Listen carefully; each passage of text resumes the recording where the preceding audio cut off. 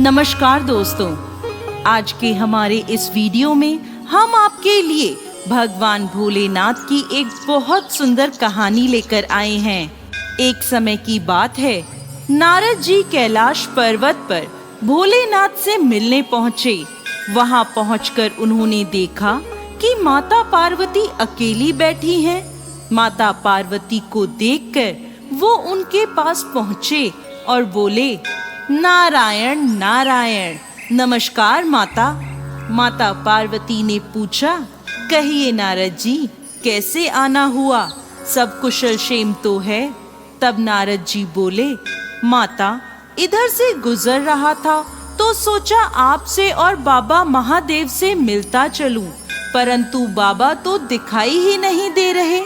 तब माता पार्वती बोली, उनके लिए कोई संदेश हो तो मुझे बता दो, वो अभी भ्रमण के लिए गए हैं। तब नारद मुनि ने माता पार्वती से कहा, माता, आपको कभी भगवान भोलेनाथ ने अमर कथा सुनाई है?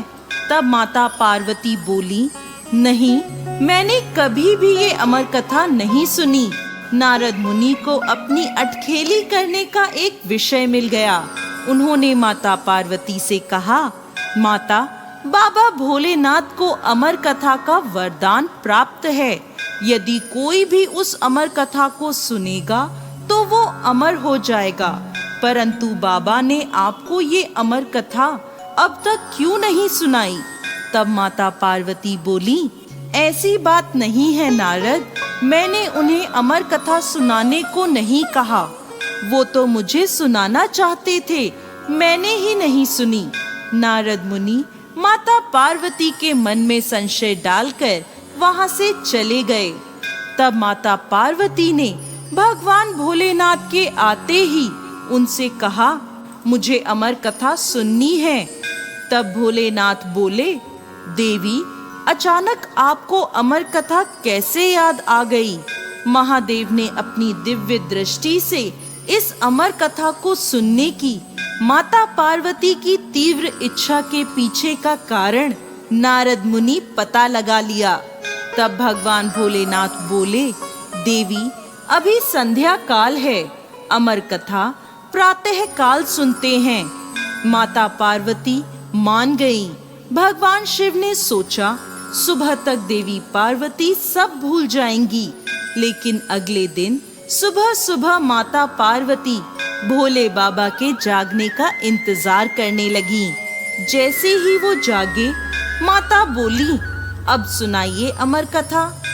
भगवान शिव बोले, कथा को सुनने से पहले हमें ये देखना है कि कैलाश पर कोई जीव जंतु ना हो।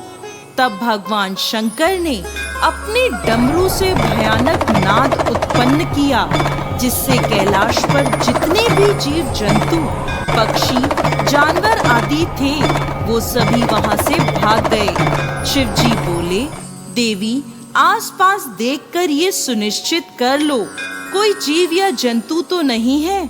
माता पार्वती पूरे कैलाश पर देखती हैं, लेकिन उन्हें कहीं कोई नजर नहीं आता। कुछ दूरी पर एक शुकी का घोंसला था। उस घोंसले में एक अंडा था, किंतु सुबह सुबह शुकी दाना चुगने चली गई थी। माता ने अंडे को देखकर सोचा, ये तो ना जीव है ना जंतु, इससे तो कोई खतरा नहीं है। माता पार्वती भगवान शिव से जाकर बोली, मैंने दूर दूर तक देख लिया है, कहीं कोई जीव जंतु नहीं है। भगवान भोलेनाथ बोले, देवी, जब मैं कथा सुनाऊं तो तुम बीच बीच में हुंकारा भरती रहना, क्योंकि जब मैं कथा सुनाऊंगा तब मेरी आंखें बंद रहेंगी। माता पार्वती बोली, ठीक है। भगवान भोलेनाथ ने अमर कथा प्रारंभ करी।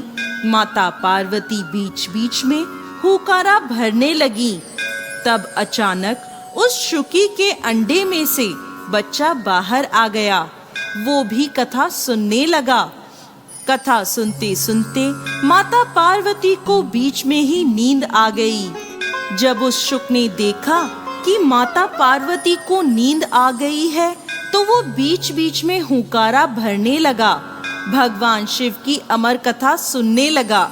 जब अमर कथा खत्म होने लगी तभी माता पार्वती की नींद खुली और वो पूछती हैं, फिर क्या हुआ?